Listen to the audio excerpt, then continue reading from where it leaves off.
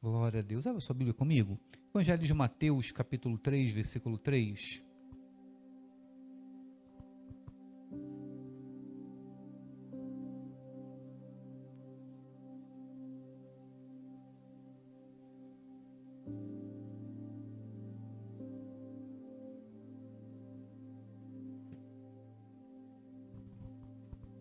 Conforme você for encontrando, você pode se colocar de pé, amém? Todos de pé já, não é? Evangelho de Mateus, capítulo 3, versículo 3, diz assim: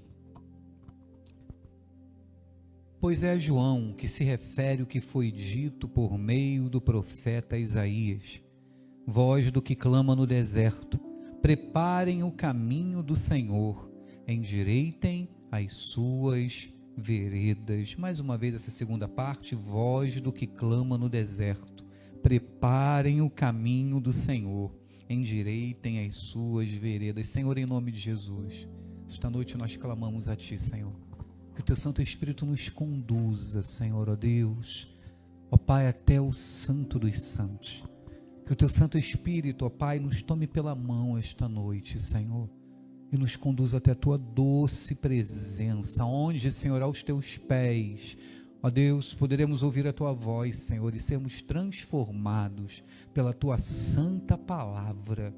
Ó Deus, pedimos perdão pelos nossos pecados, Senhor, e diante do Teu altar clamamos, fala conosco, Senhor, por Tua graça e misericórdia clamamos esta noite, em nome de Jesus, amém e amém. Podemos nos assentar? Bom, Natal já chegou, né? Você pode não ter se dado conta ainda, né? Mas o Natal já chegou. Nós vamos ter o ápice ali, né? No dia 24. Mas se você olhar em volta, né? O comércio, os corações, as casas já enfeitadas, isso demonstra que o Natal já chegou. Infelizmente, né? Para muitos o Natal acaba se tornando apenas uma data muito comercial. O comércio se agita, o comércio se movimenta, se aquece, né? E enquanto nós, até o nosso bispo estava falando sobre isso essa semana, né? No presbitério, enquanto nós, muitas das vezes, negligenciamos e deixamos para falar do Natal só lá no dia 24 ou dia 25, o mundo já tem vendido um Natal que é o Natal comercial, que é o Natal, muitas das vezes, do egoísmo, que é o Natal, muitas das vezes, da aparência, que é o Natal, né, muitas das vezes, da ostentação. E nós esquecemos da mensagem do Natal, e esquecemos de preparar o nosso coração para o Natal, né? A partir do próximo domingo, nós começamos as nossas séries de mensagens sobre o Advento, sobre a vinda do Messias, para que nós possamos também estar nessa expectativa. Assim como o povo estava em expectativa, que nós possamos também estar nessa expectativa pela vinda do Messias, não mais agora como um bebê, mas como o nosso Rei poderoso, como o nosso Senhor poderoso, exaltado e glorificado sobre todas as coisas. Mas hoje nós começamos a falar sobre o arauto dessa vinda, o arauto desse reino, João Batista, né? Aquele que veio nos conclamar a preparar o caminho, aquele que veio preparar o caminho para o Messias e também nos conclamar, também nos exortar a prepararmos o caminho. Agora nós preparamos o caminho não mais para o menino Jesus, não mais para a criança que nasceu na manjedoura, mas nós preparamos o caminho hoje para a volta do Messias, para a volta do Senhor. Preparamos o caminho hoje para a volta daquele que virá para julgar a terra, para a volta daquele que virá para nos buscar para o seu reino eterno.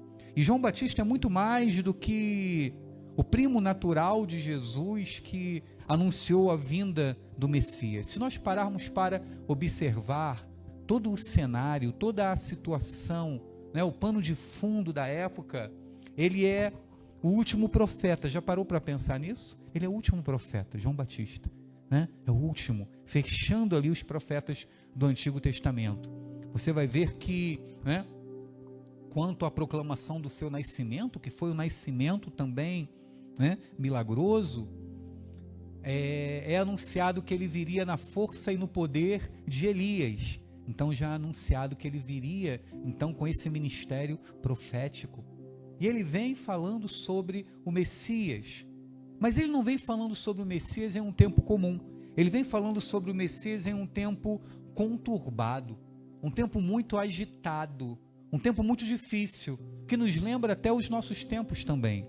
Mateus começa nos dizendo, no capítulo 3, versículo 1, diz assim: naqueles dias apareceu João Batista pregando no deserto da Judéia. Interessante que ele aparece pregando no deserto, não nos palácios, não na sinagoga, mas ele aparece pregando no deserto e trazendo esta mensagem tão poderosa de arrependimento, né? Arrependam-se, pois é chegado o reino de Deus. E ele ainda fala assim: raça de víboras. Olha só, raça de víboras. Imagina só, né? A gente trazendo uma pregação dessa aqui, não é mesmo? A gente chega aqui: ô irmão, ô querido, ô abençoado, meu irmão, em amor, né? Ouça isso, eu te amo, meu irmão, mas escuta isso. E a pessoa ainda se chateia, né? E a pessoa ainda fala assim: eu vou embora, não aguento ouvir o pastor não, o pastor está demais, o pastor está muito opressor. Imagina uma pregação sobre essa aqui. Imagina o João Batista aqui: raça de víboras, né? Mas ele está falando também quanto aos escribas e fariseus que estavam em meio à multidão. E a gente vai chegar sobre isso e vamos explicar por que essa reação tão enérgica dele. Porém, a vida política e religiosa da época era muito conturbada. Mateus nos fala muito resumidamente naqueles dias. Quais dias eram esses? Vamos a Lucas comigo, Lucas 3. Lucas já nos traz uma visão um pouco mais detalhada sobre esses dias.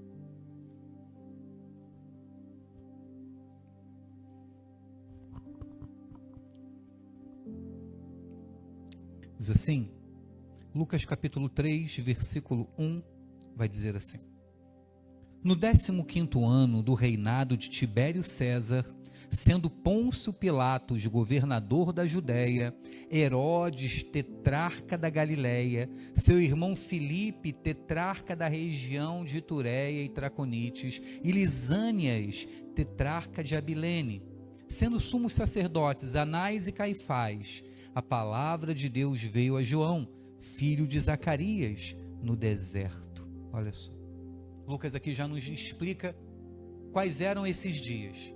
E para a gente ouve assim, né, tantos nomes, tantas pessoas. Lucas vai falar aqui de 5 autoridades civis, né? 5 autoridades ali do povo.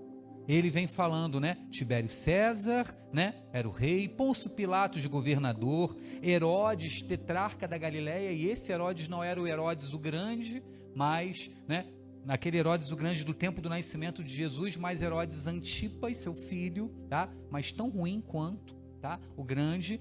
Você vai ter também Filipe, tetrarca da região de Itureia e Traconite. Tetrarca era o líder de 4 cidades. Aquele que dominava e regia 4 cidades. E ele vai falar também de Lisânias, tetrarca de Abilene. Essa turma era uma turma muito ruim. Era uma turma, né, que eu acho que seria pior ou comparada com qualquer um dos nossos da nossa época hoje, né? Entre esses líderes do povo. Homens maus, homens traiçoeiros, homens violentos, homens sanguinários, né? Herodes, um homem com sangue nas mãos, capaz de matar a própria esposa, capaz de matar seus próprios filhos para não perder o poder. Seus filhos vão estudar em Roma e alguém fala assim, ó, seus 2 filhos, alguém fala assim: olha, seus filhos vão voltar sabendo mais do que você e mais instruídos do que você e com mais poder do que você. Ele, com medo de perder o poder, ele manda matar os filhos. Para você ter uma ideia na qualidade desses governantes. Esses eram os dias que João Batista começa, né? E desses 5 líderes civis, você ainda tem Lucas descrevendo mais 2, né? Líderes religiosos. Agora quem eram? Anás e Caifás, homens também né, religiosos, mas que já estavam distantes do Senhor há muito tempo, que já haviam se distanciado da palavra de Deus e já haviam se distanciado, né, de uma vida zelosa diante do Senhor há muito tempo. A igreja, por conveniência, havia, né, se submetido a Roma. E essa conveniência envolvia uma conveniência financeira, essa conveniência envolvia uma conveniência de exploração do templo, essa conveniência envolvia uma religião que havia se afastado já de Deus há muito tempo. Então a vida política e a vida religiosa estavam mergulhadas na imoralidade e na corrupção. Esses eram os dias que Mateus fala. Esses eram os dias que Mateus fala.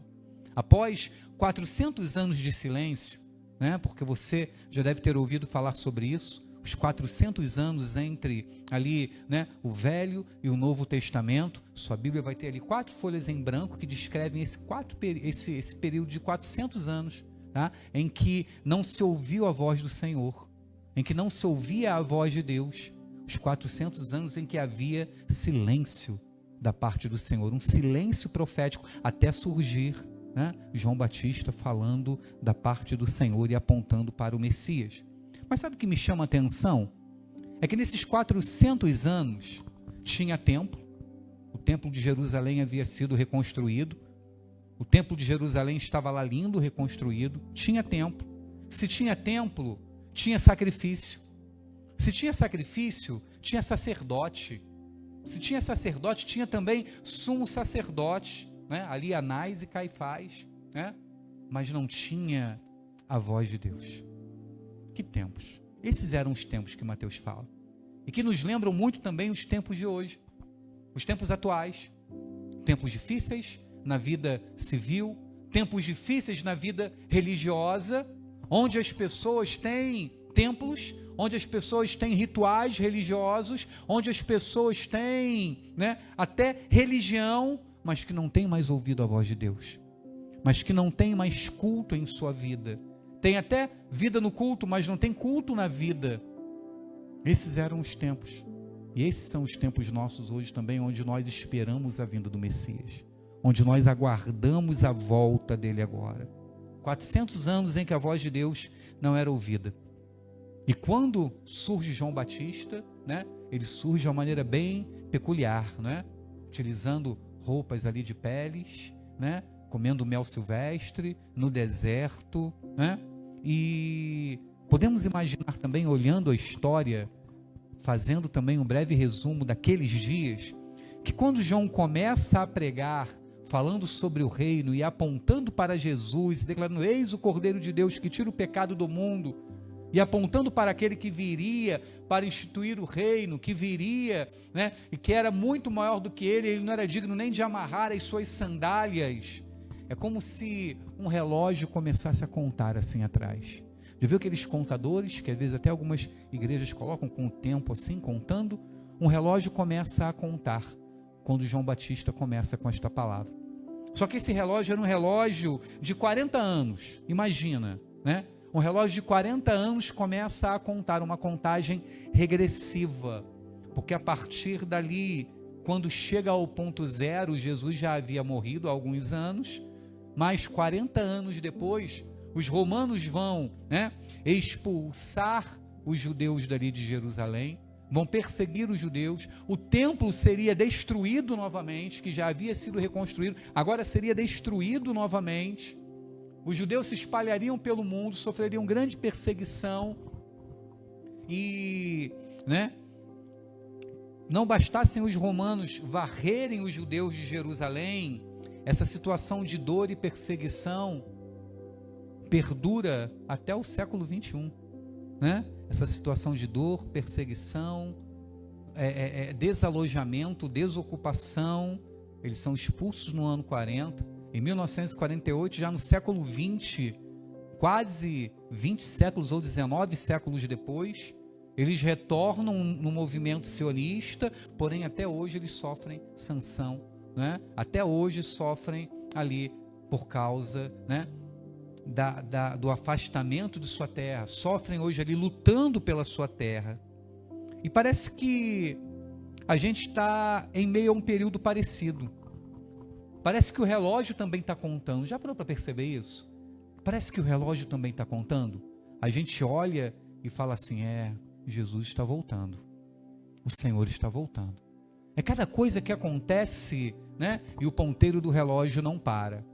As notícias, os acontecimentos, as situações, guerras, epidemias, né? O homem se afastando de Deus, o coração do homem esfriando, e a palavra de Deus fala sobre isso, que nos últimos dias, por se, né, multiplicar a maldade, o amor de muitos esfriaria, e é como se nós estivéssemos novamente nesse relógio, com esse relógio contando, e a gente aguardando o Messias, com esse relógio contando, e a gente aquecendo o nosso coração na expectativa da vinda do Messias.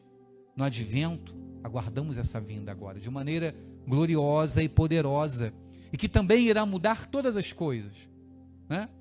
Muito provavelmente João, como profeta de Deus, ele não tinha ideia plena ou noção plena do que seria esse reino, do que seria o reino de Jesus, que iria colocar esse mundo de ponta cabeça. E vamos ser sinceros, colocou, né? Um homem, um galileu, na Palestina, no Oriente Médio, ele coloca com mais 12 homens esse mundo de ponta cabeça. E tanto colocou que nós estamos falando dele hoje. E tanto colocou que ele influenciou as nossas vidas, nos salvou, nos transformou. E hoje nós estamos aqui, 2000 anos depois, debaixo dessa mesma palavra. 2000 anos depois, debaixo desse mesmo reino. Então, da mesma forma, né, que o mundo mudou depois da mensagem de João, o nosso mundo também está mudando. Já parou para perceber isso? O nosso mundo está mudando. Pega os mais antigos, né? Falei, pega os mais antigos. Ricardo já se entregou ali atrás, ó. Levantou até a cabeça assim, ó, né? Pega os mais antigos. Quanta coisa não tem mudado, né, Ricardo? Quanta coisa não tem mudado. E se você comparar em meio aos mais novos, em meio às relações, aos relacionamentos, às atitudes, a forma de viver, a forma de trabalhar, de estudar, de pensar.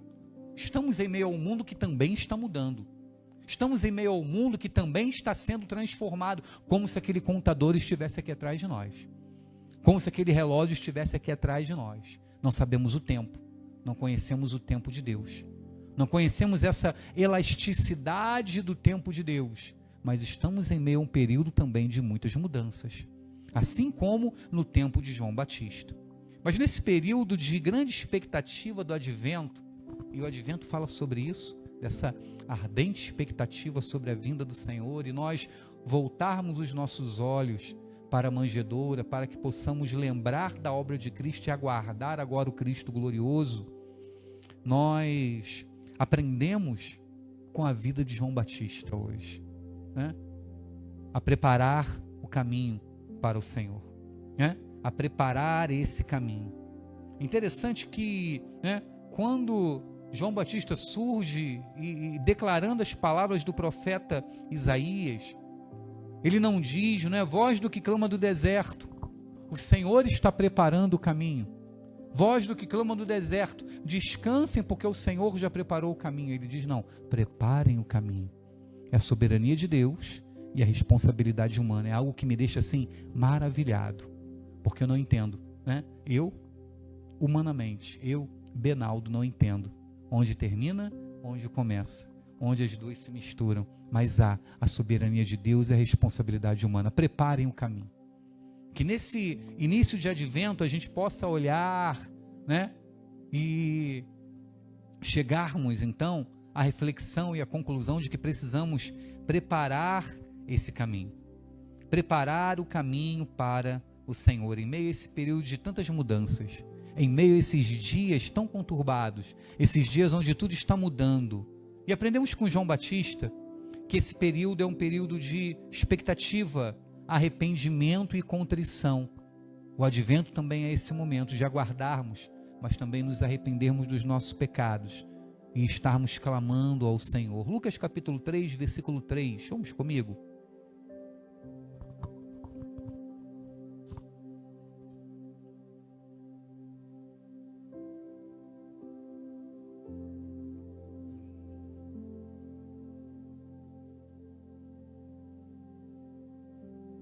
Lucas capítulo 3, versículo 3. Diz assim: ele percorreu toda a região, nas imediações do rio Jordão, pregando o batismo de arrependimento para a remissão de pecados, conforme está escrito no livro das palavras do profeta Isaías. Voz do que clama no deserto, preparem o caminho do Senhor, endireitem as suas veredas. Todos os vales serão aterrados, e todos os montes e colinas serão nivelados. Os caminhos tortuosos serão retificados, e as estradas irregulares serão aplanadas, e toda a humanidade verá a salvação que vem de Deus. Glória a Deus. Preparem o caminho. Que nesse advento nós possamos preparar o caminho do nosso coração. Que nesse advento nós possamos nos voltar a Cristo, nesse período de reflexão, e a palavra é essa para esses dias, reflexão, né? Porque um menino vos nasceu, um filho se vos deu, e nós hoje recebemos esse presente do Senhor, e esse presente deve nos levar à reflexão, a arrependimento, a contrição, a devoção, a olhar e falar: Senhor, quais são os caminhos tortuosos na minha vida que eu ainda preciso acertar? Quais são os caminhos na minha vida que eu ainda preciso aplanar, né? Porque quando João usa essa expressão, né, preparem um caminho do Senhor, endireitem as suas veredas, era uma expressão muito, muito familiar nas províncias, porque o povo estava acostumado, com tanta gente mandando, né, com tantos líderes, o povo estava acostumado a sempre que vinha um soberano desses, né, fosse ele um rei ou um governador ou um tetrarca, vinha um arauto antes. Chegava um arauto antes naquela cidade, naquela província, naquele vilarejo, e eles diziam: olha, daqui a tantos dias virá o rei. E aí começava-se todo um movimento de preparar o caminho para que aquele rei chegasse naquele vilarejo, para que aquele rei chegasse ali naquele lugar.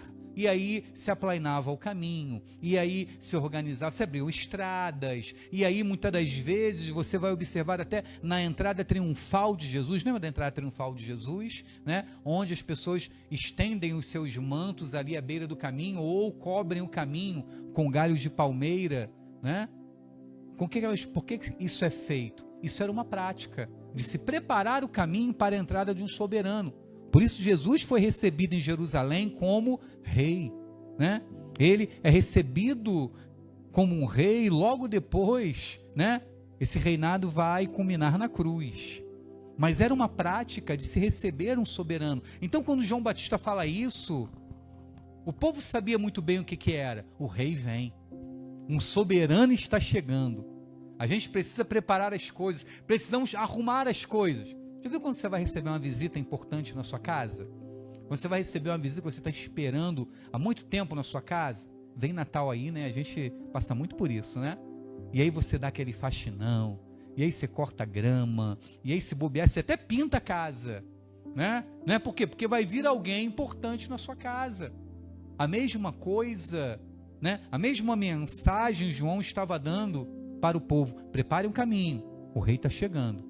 Preparem um caminho, ele está vindo, as coisas precisam estar arrumadas, e ele vai dizer, não é? Endireitem as suas veredas. Olha só, é um chamado à transformação, à santidade, à reflexão, à mudança, não é? Olha, deixa que ele vai fazer, deixa que ele vai endireitar, está vindo aí um tempo de graça, ele endireita, ele faz tudo. Não, mesmo na graça, um chamado à responsabilidade. Mesmo na graça, um chamado então a um posicionamento, né? Porque sem arrependimento não há perdão de pecados, sem arrependimento não há nova vida. Ele veio pregando batismo de arrependimento para o quê? Remissão de pecados, usando essa expressão, e nós preparamos a nós e aos outros nesse advento. A gente prepara o nosso coração com essa reflexão da vinda do Messias, desse presente imerecido, mas também nós preparamos aos outros. Como a gente prepara os outros? Contando a história, lembra? Contando a história. A gente precisa contar essa história, gente. A gente está perdendo muito tempo com isso. Nosso bispo estava falando isso também essa semana, o bispo Walter. A gente está perdendo muito tempo com isso. A gente está deixando passar, estamos preocupados com tantas coisas, é final de ano, e o preço de tudo está caro, meu Deus, o mercado, e o preço disso, o preço daquilo, e a roupa, e compra roupa nova, para botar roupa nova e ficar sentado no sofá, não é isso que a gente faz no Natal? A gente fica preocupado com isso, e a história que a gente tem que contar, a gente não conta, né? Recebemos um presente, o Filho de Deus, que veio à Terra, né? Para morrer pelos nossos pecados, e Ele voltará. Assim como Ele veio, Ele voltará exaltado, em honra, glória e poder. Precisamos contar essa história. Precisamos contar a história da encarnação, a história do nascimento de Jesus. Por isso, nós ficamos tão animados com a exibição desse filme, porque é uma forma mais elaborada da gente contar essa história. E a história está linda, né? E precisamos contar. Eu quero te desafiar a trazer o maior número de pessoas possível. A trazer o maior número de pessoas possível para a gente contar essa história, porque a gente precisa preparar o caminho, a gente precisa preparar o nosso coração e também aqueles que estão à nossa volta. Então, Advento é tempo de nós prepararmos o caminho, termos esse momento de arrependimento, contrição, né? Transformação. É também tempo de despertarmos de um evangelho nominal. Como assim um evangelho nominal? Não, eu sou evangélico. O que você é? Não, eu sou evangélico. Como um outro que diria qualquer uma outra religião. Ou como se fosse apenas um título e não vivêssemos isso. É um tempo de nós despertarmos desse evangelho nominal para uma vida que frutifique. Olha o que João continua falando. Capítulo 3, versículo 7. Vamos comigo.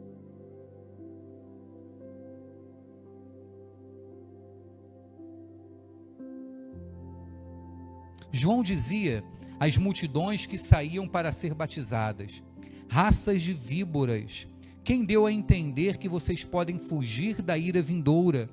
Produzam frutos dignos de arrependimento. E não comecem a dizer uns aos outros: temos por pai Abraão, porque eu afirmo a vocês que Deus pode fazer com que destas pedras surjam filhos a Abraão. E também o machado já está posto à raiz das árvores. Portanto, toda árvore que não produz bom fruto é cortada e lançada ao fogo. Olha só. E a gente lê o texto às vezes e não entende, né? Já pensou? A gente chega lá no batismo da Isabelle, fala assim: nós vamos batizar hoje essa raça de víbora aqui, ó, né? Mas qual era a situação? Havia um porquê, né? Desculpa, Isabelle. Eu tinha que pegar alguém para exemplo. É porque a Isabelle se batizou há pouco tempo. Mas qual era o contexto?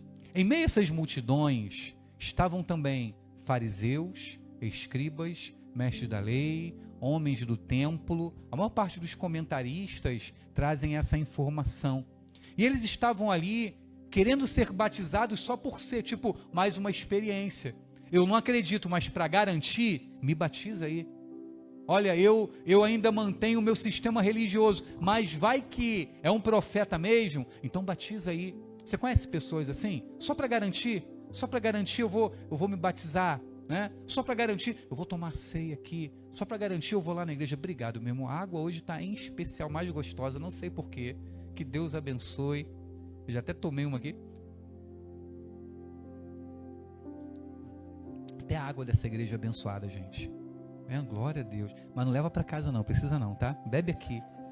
E não bebe na hora do culto também não, tá? Senão acabou com o pessoal sair na hora do culto para beber água. Não. Calma, no final do culto você bebe. Mas, né? Essas pessoas estavam indo se batizar sem acreditar. Essas pessoas estavam indo se batizar só para um plano B. Olha, eu não acredito muito bem não, mas me batiza aí, né? Vai que já está garantido aqui. E aí João diz, né? Quem deu a entender que vocês podem fugir da ira vindoura? Como que diz assim, eu estou fazendo isso aqui só para pagar aqui, né? Aqui uma tabela, para cumprir uma tabela e está tudo certo. E ele diz, produzam frutos dignos de arrependimento. E não comecem a dizer uns aos outros, temos por pai Abraão. Olha só, né? Aquelas pessoas estavam apegadas aos seus rituais religiosos, à sua descendência, à sua história, à sua tradição, mas João está os chamando ao arrependimento, e esse arrependimento que os iria levar a frutificar. É como se nós hoje começássemos a dizer, não, não, mas pastor, isso não é para mim não, pastor, arrependimento, eu tenho 30 anos de crente, pastor, eu sou Nova Vida desde criancinha, né? Lá no Rio a gente brincava assim, quando tinha alguma coisa do nosso passado que a gente, né? Eu não, sou Nova Vida desde criancinha, né? Pastor, eu sou Nova Vida desde criancinha, eu não tenho nada para mudar, pastor, a minha jornada, olha o que eu fiz, olha o meu currículo espiritual. E aí João diz para essas pessoas, olha, né? Não é porque vocês são filhos de Abraão, não comecem a dizer isso, não comecem a se apegar às suas tradições, não comecem a se apegar ao seu passado. Mas eu sou filho de crente, eu nasci em berço evangélico. Eu nunca vi um berço evangélico, né? Já viu um berço evangélico? Nunca vi um berço evangélico, mas nasci em berço evangélico, né? Não, aqui João está dizendo, olha, vocês precisam se arrepender, porque Deus pode fazer até que destas pedras surjam filhos a Abraão, mas vocês precisam se arrepender para frutificar, porque o machado já está posto à árvore. Ele já estava dizendo, já começou a contar, o relógio já está marcando, o reino de Deus chegou, e é tempo de nós despertarmos verdadeiramente, de nós olharmos para trás, para a manjedoura, olharmos para a obra de Cristo e nos entregarmos verdadeiramente a um evangelho, né, que nos traz mudança, a uma vida onde há arrependimento, perdão de pecados, transformação. Mas tem crente hoje que diz, não, eu não me arrependo de nada, pastor, eu não tenho nada para me arrepender. Estamos errados, somos a comunidade dos arrependidos, estamos aqui porque Ele nos perdoou, estamos aqui porque somos pecadores, não porque somos melhores do que ninguém, estamos aqui porque precisamos de um Salvador, e essa é a mensagem do Natal. O homem precisa de um Salvador, porque se fôssemos perfeitos, não precisaria Cristo vir para nos salvar. Se fôssemos tão bons assim, não precisava Deus enviar o seu Filho, mas todos nós somos pecadores, por isso precisamos de um Salvador, e essa é a mensagem do Natal. Por isso Ele manda o seu Filho. E aprendemos com João também que esse tempo é tempo de nós revermos as nossas atitudes. Olha como o Natal ele é precioso, e a gente muitas das vezes renega isso a uma breve palavra na noite de Natal, ou a gente renega isso, ou aquela discussão se é o Papai Noel ou não é. Gente, aqui todo mundo já é muito grandinho, a gente não precisa falar sobre isso. Mas olha a profundidade e a preciosidade do Natal, né? Desse tempo de advento, desse tempo de espera. Capítulo 3, versículo 10, vamos comigo.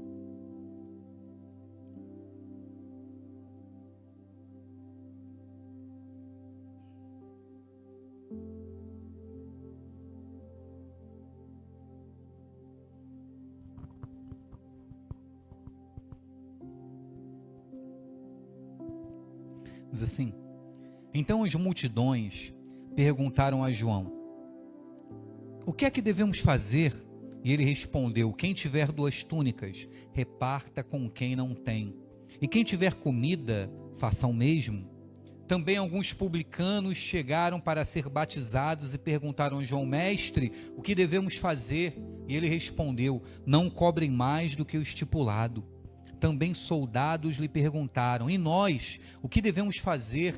E ele lhes disse, não sejam prepotentes, não façam denúncias falsas e contentem-se com o salário que vocês recebem. Olha só, é tempo de nós revermos as nossas atitudes.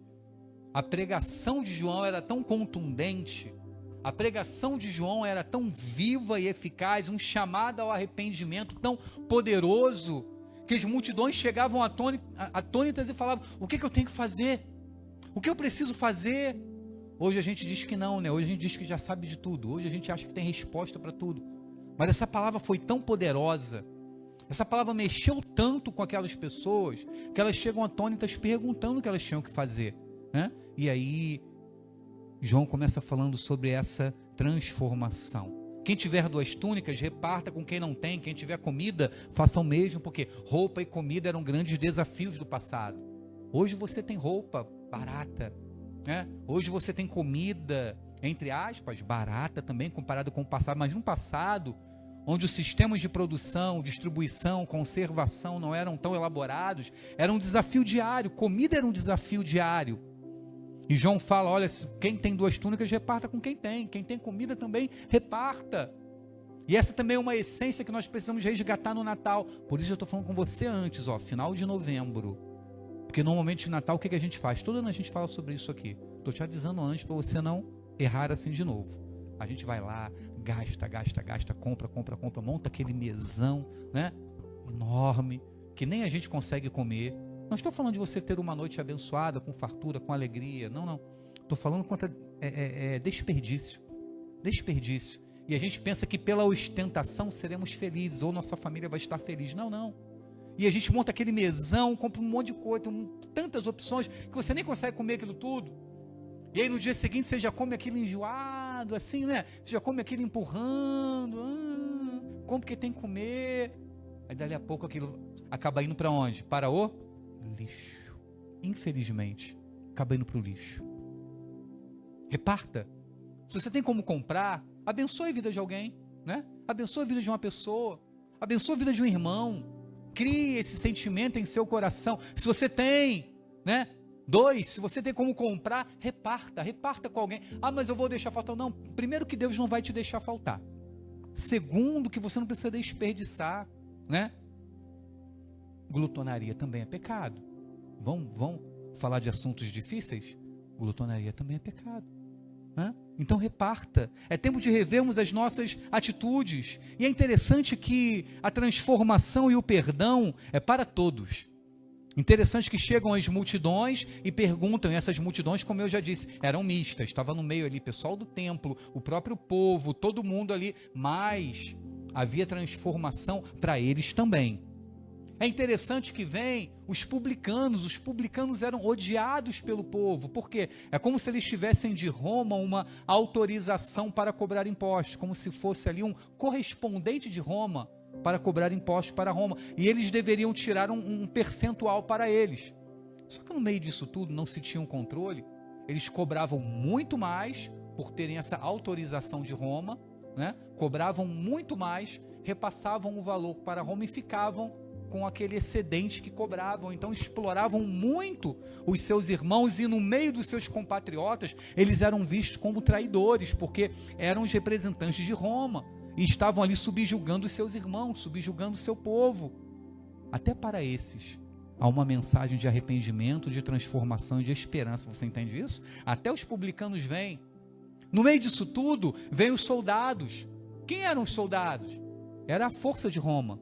A Pax Romana, que a história fala do tempo do nascimento de Jesus, era uma paz baseada na força, era uma paz imposta, era uma paz armada e muito bem controlada. Então os soldados, né, mesmo para os soldados romanos, também há, né, um chamado a arrependimento, a transformação, a mudança. Não sejam prepotentes, não façam denúncias falsas e contentem-se com o salário que vocês recebem. João é contundente. A transformação para todos. Aqui não há acepção ou favorecimento. Aqui não há um grupo melhor do que o outro. Aqui não há, né, degraus de santidade e espiritualidade. Transformação para todos. Arrependimento para todos, mudança de vida para todos. Essa é a mensagem do Natal. Essa é a mensagem que foi dada aos pastores de Belém. Essa é a mensagem que, né, irradiou daquela estrebaria, daquela humilde estrebaria. Salvação para todos, sem distinção social, sem distinção econômica, sem distinção quanto, né, a posição. Não, salvação para todos. E é tempo de olharmos para nós e apontarmos para Cristo. Para encerrar, versículo 15, vamos comigo? Lucas 3,15.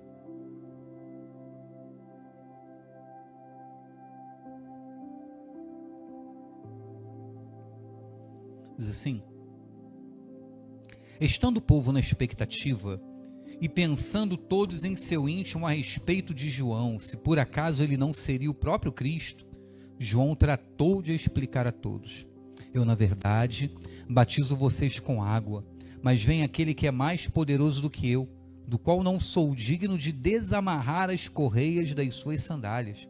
Ele os batizará com o Espírito Santo e com fogo. Ele tem a pá em suas mãos para limpar a sua eira e recolher o trigo no seu celeiro, porém queimará a palha num fogo que nunca se apaga. E assim, com muitas outras exortações, João anunciava o evangelho ao povo. Olha só, né? Advento também é tempo de olharmos menos para nós. E às vezes nós fazemos um Natal tão centrado em nós, né? Por isso que eu falei, a gente precisa começar a se preparar antes. A gente já começa a se preparar de agora. Porque às vezes nós olhamos tanto para nós. É a minha comida, é a minha roupa, é a minha noite de Natal. Não tem a ver conosco, tem a ver com Cristo. Tem a ver com a história que a gente tem que contar. Tem a ver com a mensagem da salvação. Precisamos apontar para Jesus. Olha, meu irmão, né? Eu quero te dar um presente. Porque eu também recebi um presente de Deus. Eu recebi a salvação. Eu recebi o Filho de Deus, né? Olha, hoje a gente está feliz aqui. Eu quero te convidar a estar comigo nesse banquete, porque naquele grande dia a gente vai estar junto no banquete celestial. Nós vamos estar juntos nas bodas do Cordeiro. Tem a ver com Deus, não tem a ver conosco. Não tem a ver com a nossa mentalidade capitalista e consumista. Não. Tem a ver com Deus. Interessante que o povo fica naquela expectativa, e como eu falei, o povo estava atordoado, chegou a pensar até que ele era o Cristo. E aí João explica. João vai falar: eu na verdade batizo vocês com água, mas vem aquele que é mais poderoso do que eu. Eu não sou digno nem de desamarrar as suas sandálias. Ele está falando do nível mais baixo de um escravo. Em meio à sociedade romana, o escravo mais baixo de uma casa era aquele que, quando a pessoa chegava, ele ia, desamarrava aquelas sandálias de couro, né? De fitas de couro, empoeiradas, suadas, e outras palavras que eu não vou te falar agora também, né? Para não te embrulhar o estômago, em meio ao calor daqueles dias, as estradas empoeiradas, e esse escravo mais baixo da casa era que tinha que fazer isso, tirar aquelas sandálias, desamarrar aquela sandália e lavar os pés do visitante. João está dizendo: olha, eu não tenho nem a condição do escravo mais baixo diante dele. Eu não sou nada diante dele, mas ele diz: ele os batizará com o Espírito Santo e com fogo. Aqui, como um só batismo, né? O Espírito Santo e com fogo para que o arrependimento dos pecados, né? Uma coisa só, complementar. O Espírito Santo que nos traz arrependimento, transformação e purificação. O fogo fala de purificação dos nossos pecados. Então o advento é tempo de nós olharmos menos para nós, mas apontarmos para Cristo. Eis o Cordeiro de Deus que tira o pecado do mundo. Nós estamos aqui, mas Jesus vai voltar para nos buscar. Nós estamos aqui, mas porque Ele nos deu vida e nos deu vida em abundância. Porque, meu irmão, o reino vem poderosamente, né? Ele vem em todo o seu esplendor. Já vivemos Ele, mas Ele virá em todo o seu esplendor. E que nesse tempo tão especial, nós possamos avivar essa expectativa no nosso coração, preparando o caminho do nosso coração, aplainando as nossas veredas, endireitando as nossas veredas, aplainando os caminhos tortuosos, endireitando essas veredas e nos preparando para a volta do Senhor. Você está preparado? O que você precisa hoje? Entregar diante do altar do Senhor e pedir: Senhor, endireita a minha vereda, Senhor. Endireita o meu caminho, Senhor. Transforma a minha vida, Senhor. Muda a minha vida, Senhor. Muda o meu caminhar. Que hoje nós possamos, nesse início de advento, ter esse posicionamento diante do Senhor. Muda a minha vida, Senhor. Prepara, Senhor, o meu caminho. Prepara, Senhor, o meu coração. Prepara, Senhor, a minha vida para que eu possa lhe receber plenamente, viver plenamente a sua vida sobre mim, a sua vida sobre a minha vida, e que o Senhor continue lhe abençoando, que o Senhor continue falando ao seu coração, em nome de Jesus, amém? Curva sua cabeça. Senhor, em nome de Jesus, essa noite nós te agradecemos, meu Pai, pela vida que recebemos, pela bênção, Senhor, ó Deus da salvação. Te agradecemos, Senhor, ó Deus, pela história que mudou toda a história, pela história que muda as nossas histórias, Senhor. E hoje nós pedimos: fortaleça-nos, Senhor, desperta-nos, Senhor, para que possamos preparar o caminho do nosso coração, nesses dias de reflexão, de expectativa, nesses dias de lembrança, de celebração, que possamos preparar este caminho, Senhor, para que o Rei da Glória venha, para que o soberano Senhor venha nos buscar poderosamente, nos transformar, nos renovar, nos restaurar, para que possamos viver essa vida abundante, Senhor. Ajuda-nos, Senhor. Ó Deus, a tirarmos os nossos olhos de nós mesmos, ó Pai, e apontarmos para Cristo. E apontarmos para aquele que veio para nos salvar. E apontarmos para aquele que veio nos transformar. Ajuda-nos, Senhor, a contar essa história, meu Deus. E entendermos que o centro dela é Cristo, não nós. O centro dela é a tua obra, o plano da salvação e não nós. Mas o teu amor, o amor do Pai.